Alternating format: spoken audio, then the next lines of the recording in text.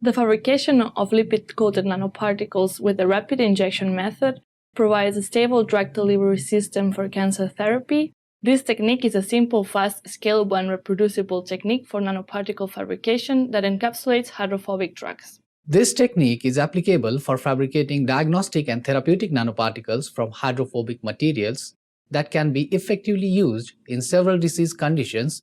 This fabrication technique, along with DLS, can be used to study the nucleation and growth of hydrophobic materials such as lipids, proteins, and polymers. Knowing the physicochemical properties of your drug substance is critical before fabricating the nanoparticles. Also, be sure to use the correct concentrations of coating lipids. Visual demonstration of this method is critical to show the simplicity of the fabrication technique and to show the successful delivery of the drug as nanoparticles to the cells. Precaution needs to be taken when working with chloroform and formaldehyde, and working under a fume hood is required.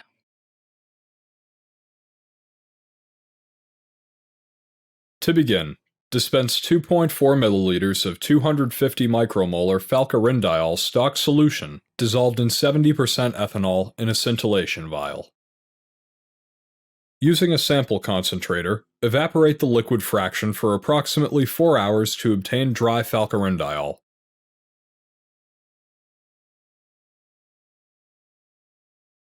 Using the sample concentrator, deliver gas over the sample at room temperature to concentrate the sample.